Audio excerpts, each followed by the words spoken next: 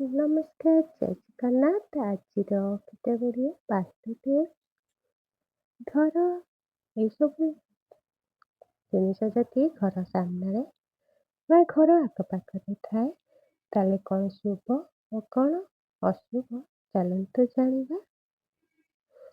ସନ୍ଧ୍ୟା ବେଳେ ଘର ସାମ୍ନାରେ ଆଲୋକ ଜଳାଇଲେ ସକାରାତ୍ମକ ଶକ୍ତି ପ୍ରବେଶ କରେ। ଅନ୍ଧାର ଘରେ ସବୁ ପ୍ରକାର ଅସୁବିଧା ହୋଇଥାଏ। ତା ସହିତ ଅନ୍ଧାର ଦୁର୍ଭାଗ୍ୟକୁ ଆମନ୍ତ୍ରିତ କରିଥାଏ। ତେଣୁ ସବୁବେଳେ ସନ୍ଧ୍ୟା ହେବା ପୂର୍ବରୁ ଘରର ବାହାର ଘର ସବୁଆଡ଼େ ଲାଇଟ୍ ଲଗାଇବା ଉଚିତ। ଘରେ ସବୁବେଳେ ଚେଷ୍ଟା କର ହସ ଖୁସି କରିବା ପାଇଁ। କେହି ଜଣେ ଯଦି ଦୁଃଖରେ ଥିବ ତାକୁ ହସେଇବାକୁ ଚେଷ୍ଟା କର। ନିଜ ମୁହଁରେ ସବୁବେଳେ ହସ ରହିଲେ ସମସ୍ତେ ଆପଣଙ୍କୁ ନିଜର କରିବେ ଓ ଆପଣଙ୍କ ସହିତ ପଜିଟିଭ୍ ଭାଇବ୍ରେସନ୍ ଆପଣଙ୍କୁ ଆସିବ। ଘରେ ଅନାବଶ୍ୟକ ସାମଗ୍ରୀ, ପୁରୁଣା ବ୍ୟବହାର ହେଉନଥିବା ଜିନିଷ ଘରେ ରଖିଲେ ଦାରିଦ୍ର୍ୟ ସହିତ ଆଳସ୍ୟ ମଧ୍ୟ ବଢ଼ିଥାଏ। ଘର ସବୁବେଳେ ପରିଷ୍କାର ରଖିଲେ ମନ ସହିତ ସବୁକିଛି ଭଲ ଲାଗେ ଏବଂ ଘର ସଫା କରନ୍ତୁ। ମନକୁ ଶାନ୍ତି ରହିଲେ ଘର ବି ସୁନ୍ଦର ଦେଖାଯିବା ସହିତ ଆପଣଙ୍କୁ ମଧ୍ୟ ଭଲ ଲାଗିବ। ଘରର ଦ୍ୱାର ପାଖରେ ଅସଜଡ଼ା ଜୋତା, ଚପଲ ରଖିଲେ ଶକ୍ତି ଅଟକିଯାଏ। ସଫା ଓ ସଜା ରହିଲେ ଭଲ ଫଳ ମିଳିଥାଏ। ଘର ସାମ୍ନା ପରିଷ୍କାର ପରିଚ୍ଛନ୍ନ ରଖିଲେ ଘର ପାଇଁ ବହୁତ ଶୁଭ ହୋଇଥାଏ ଏବଂ ଭାଗ୍ୟ ବି ବଦଳିଥାଏ।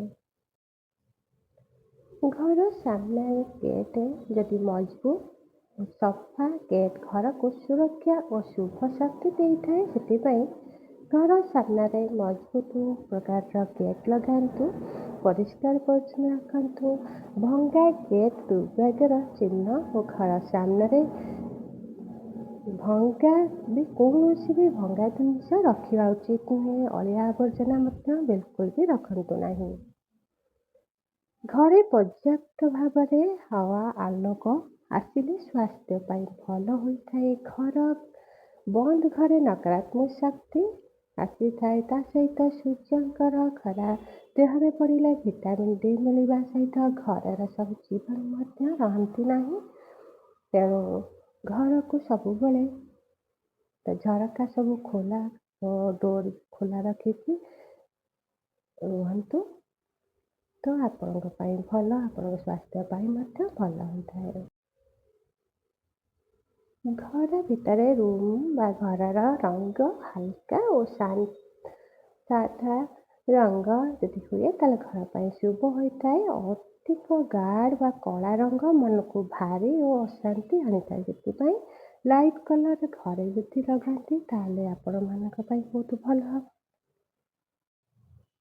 ଧୂପ, ଅଗରବତୀ, ସୁଗନ୍ଧ ଘରେ ସକାରାତ୍ମକ ଶକ୍ତି ବଢ଼ାଇଥାଏ। ଘରର ଗନ୍ଧ ଥିଲେ ମନ ପରିବେଶ ଖରାପ ହୁଏ। ଯଦି ଘରେ କୌଣସି ସୁଗନ୍ଧିତ ବାସ୍ନା ଆସେ ତାହେଲେ ମନକୁ ଶାନ୍ତି କରିଥାଏ।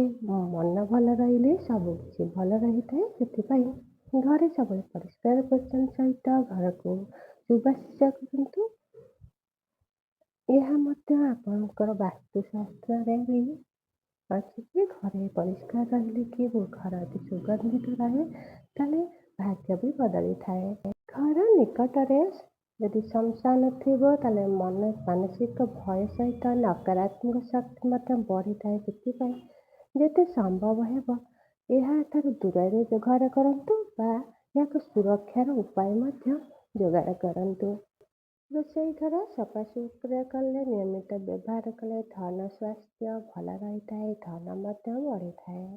ଘରେ ଯଦି ହସୁଥିବାର ଫଟୋ ବା ପରିବାରରେ ମିଶିକି ହସୁଥିବାର ଫଟୋ ରଖିଲେ ସକାରାତ୍ମକ ଶକ୍ତି ବଢ଼ିଥାଏ। ଦୁଃଖ ବା କାନ୍ଦିବା ଫଟୋ ରଖିଲେ ଏହା ଆମର ନକାରାତ୍ମକ ଶକ୍ତି ବଢ଼ିବା ସହିତ ଆମ ମନକୁ ଅଶାନ୍ତି କରିଥାଏ, ଘର ପାଇଁ ଅଶୁଭ ହୋଇଥାଏ। ସେଥିପାଇଁ ଧ୍ୟାନ ଦିଅନ୍ତୁ ଆପଣଙ୍କର ଘରେ ଆପଣଙ୍କ ଭାଗ୍ୟ ସହିତ ଆପଣଙ୍କ ଘର ଭଲରେ ହେବ।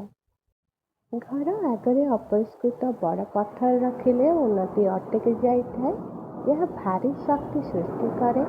ଘର ଆଗରେ ବହୁତ ବଡ଼ ଭାରି ଜିନିଷ ରଖିବା କଥା ନୁହେଁ, ସେଥିପ୍ରତି ଧ୍ୟାନ ଦିଅନ୍ତୁ। ଅଧିକ ଜଙ୍କ୍ ଲାଗିଯାଇଥିବା ଲୁହା ଜିନିଷ ଘରେ ରଖିଲେ ନକାରାତ୍ମକ ଶକ୍ତି ବଢ଼ିଥାଏ। ଏହା କ୍ଲେଶ ଓ ଅସ୍ଥିରତା ଆଣିଥାଏ। ପୂଜା ଘର ସଫା ଓ ଶାନ୍ତ ସ୍ଥାନରେ ରହିଲେ ମନ ଶାନ୍ତ ରହେ। ଅସଫାଇ ବା ଭଙ୍ଗା ମୂର୍ତ୍ତି ରଖିଲେ ଅଶୁଭ ହୋଇଥାଏ। ସେଥିପାଇଁ ଯଦି ବି ଭଙ୍ଗା ମୂର୍ତ୍ତି ଅଛି ତାକୁ ସାଙ୍ଗେ ସାଙ୍ଗେ କୌଣସି ନଦୀରେ ଉଦଯାପନ କରନ୍ତୁ ଏବଂ ଘରକୁ ପରିଷ୍କାର ପରିଚ୍ଛନ୍ନ ରଖନ୍ତୁ। ଅଇନା ସଫା ଓ ସଠିକ୍ ସ୍ଥାନରେ ରହିଲେ ଶୁଭ ହୋଇଥାଏ। ଭଙ୍ଗା ବା ବେଡରୁମ୍ର ବିଛଣା ସାମ୍ନାରେ ଆଇନା ରଖିଲେ ମାନସିକ ଅଶାନ୍ତି ହୋଇଥାଏ, ତା ସହିତ ଦୁର୍ଭାଗ୍ୟ ବି ହୋଇଥାଏ। ସେଥିପାଇଁ ମଧ୍ୟ ଧ୍ୟାନ ଦିଅନ୍ତୁ। ଘରେ ଆଇନାକୁ କେଉଁ ଜାଗାରେ ରଖିଲେ ଆପଣ ଭଲ ହେବ ସେଥିପ୍ରତି। ଘରେ ଚାଲୁଥିବା ଘଡ଼ି ସମୟ ଓ ଶିଷ୍ଟାଚାର ପ୍ରତୀକ। ବନ୍ଦ ଘଡ଼ି ରଖିଲେ ଅଟକା ଯାଇଥାଏ ସବୁକିଛି, ଆପଣଙ୍କର କାମ ଓ ଅସଫଳତା ମଧ୍ୟ ବଢ଼ିଥାଏ। ସେଥିପାଇଁ କେବେ ବି ବନ୍ଦ ଘଣ୍ଟା ଘରେ ରଖନ୍ତୁ ନାହିଁ, ତାକୁ ଫିଙ୍ଗି ଦିଅନ୍ତୁ ବା ତାକୁ ସଜାଡ଼ନ୍ତୁ। ଗାଈ କୁକୁର ବା କୁକୁଡ଼ା ପକ୍ଷୀ ସଫା ସ୍ଥାନରେ ସେମାନଙ୍କୁ ରଖିଲେ ଶୁଭ ହୋଇଥାଏ। ଗନ୍ଧ ଓ ଅପରିଷ୍କାର ରଖିଲେ ବାସ୍ତୁଦୋଷ ସୃଷ୍ଟି ହୋଇଥାଏ। ଘରର ଦ୍ୱାର ସାମ୍ନାରେ ବଡ଼ ଗଛ ଥିଲେ ସୂର୍ଯ୍ୟଲୋକ ଶକ୍ତିକୁ ଅଟେଇଥାଏ। ଏହା କାମରେ ମଧ୍ୟ ବାଧା ଓ ଉନ୍ନତିକୁ ରୋକିଥାଏ। ସେଥିପାଇଁ ଘର ସାମ୍ନାରେ ବଡ଼ ବଡ଼ ଗଛ ରଖନ୍ତୁ ନାହିଁ। ଘର ଆଗ ପଛରେ ଆବର୍ଜନା ଗନ୍ଧ ଥିଲେ ରୋଗ, ଧନ, କଷ୍ଟ ସବୁ କିଛି ବଢ଼ିଥାଏ। ତେଣୁ ଘର ପାଖାପାଖି ସବୁ ପରିଷ୍କାର ପରିଚ୍ଛନ୍ନ ରଖନ୍ତୁ। ସଦା ସଫା ରଖିଲେ ଘର ପାଇଁ ଶୁଭ ହେବା ସହିତ ଆପଣଙ୍କ ଶରୀର ପାଇଁ ମଧ୍ୟ ଶୁଭ ହୋଇଥାଏ। ଘରେ ଭଙ୍ଗା ଆଇନା, ଘଡ଼ି ବା ଫର୍ଣ୍ଣିଚର ରଖିଲେ ଦୁର୍ଭାଗ୍ୟ ବଢ଼ିବା ସହିତ ଏମିତି ଜିନିଷ ନକାରାତ୍ମକ ଶକ୍ତିକୁ ଆକର୍ଷଣ କରିଥାଏ। ଘର ସାମ୍ନାରେ ମନ୍ଦିର ଥିଲେ ଶାନ୍ତି ମିଳିଥାଏ, କିନ୍ତୁ ସଠିକ୍ ଦୂରତା ଜରୁରୀ ଅଟେ। ଅତି ନିକଟରେ ଥିଲେ ଗୋପନୀୟତା ଓ ବ୍ୟକ୍ତିଗତ ସମସ୍ୟା ହୋଇପାରେ। ତେଣୁ ଘର ପାଖାପାଖି ନହେଇ କିଛି ଦୂରରେ ଥିଲେ ଆପଣଙ୍କ ପାଇଁ ବହୁତ ଭଲ ହୁଏ। ଘର ପଛ ପାଖରେ ଯଦି ପୋଖରୀ ବା ଜଳାଶୟ ରହିଛି ତାହେଲେ ଏହା ସମର୍ଥନ କମିଥାଏ। ଏହା କାର୍ଯ୍ୟରେ ବାଧା ଓ ଜୀବନର ଅସ୍ଥିରତା ଆଣିଥାଏ। ତେଣୁ ଘର ପାଖାପାଖି ଏମିତି ଗୋଟେ ଗାଡ଼ିଆ ବା ପୋଖରୀ ନଥିବା ଦରକାର। ଯଦି ଥିବ ତାକୁ ପୂରଣ କରିଦିଅନ୍ତୁ। ଘର ସାମ୍ନାରେ ଖୋଲା ଜଳ ଟାଙ୍କି ବା ଗଡ଼ା ରହିଲେ ଅର୍ଥ ହାନି ହୁଏ। ଜଳ ସଦା ସଫା ଓ ଘୋଡ଼େଇ ହୋଇ ରହିବା ଉଚିତ। ଘର ପାଖରେ ଯଦି କୂଅ ବି ଥିବ ତାକୁ ବି ଘୋଡ଼ଣୀ ତାକୁ ବନାଇକି ଘୋଡ଼େଇବା ଉଚିତ, ତ ଫାଙ୍କା କରିକି ରଖିବା ଉଚିତ ନୁହେଁ। କଣ୍ଟା ଥିବା ଗଛ ଯେପରି କ୍ୟାକ୍ଟସ୍ ଘର ଭିତରେ ବା ଦ୍ୱାର ପାଖରେ ରଖିଲେ ଅଶୁଭ। ଏହା ଝଗଡ଼ା, ମନମାଳିନ୍ୟ ଓ ଅଶାନ୍ତି ବଢ଼ାଇଥାଏ। ସେଥିପାଇଁ ଏସବୁ ଗଛ ଘର ଭିତରେ ବା ବାହାରେ ରଖନ୍ତୁ ନାହିଁ। ଘର ପାଖରେ ନିମ ଗଛ ରଖିଲେ ବାୟୁ ଶୁଦ୍ଧ ରହିବା ସହିତ ରୋଗ କମିଥାଏ। ବାସ୍ତୁ ଅନୁସାରେ ଏହା ନକାରାତ୍ମକ ଶକ୍ତି ଦୂର କରି ଘରକୁ ସୁରକ୍ଷା ଦେଇଥାଏ। ଘର ଆଗରେ ତୁଳସୀ ଗଛ ରହିଲେ ଧନ, ସ୍ୱାସ୍ଥ୍ୟ, ସକାରାତ୍ମକ ଶକ୍ତି ବୃଦ୍ଧି ପାଇଥାଏ। ତୁଳସୀରେ ନିୟମିତ ପାଣି ଓ ପୂଜା କଲେ ଘର ଶାନ୍ତି ରହିବା ସହିତ ଘରର ସୁଖ ଶାନ୍ତି ମଧ୍ୟ ରହେ। ସେଥିପାଇଁ ଘର ଆଗରେ ତୁଳସୀ ଗଛ ରଖିବା ବହୁତ ଭଲ। ତା ସହିତ ଆପଣଙ୍କ ଭାଗ୍ୟ ଆପଣଙ୍କ ସାଥ ଦେବା ସହିତ ଆପଣଙ୍କ ସବୁ କାମ ସଫଳ ହୋଇଥାଏ। ଘର ପାଖରେ ଶୁଖିଲା ବା ମରିଯାଇଥିବା ଗଛ କେବେ ବି ରଖନ୍ତୁ ନାହିଁ।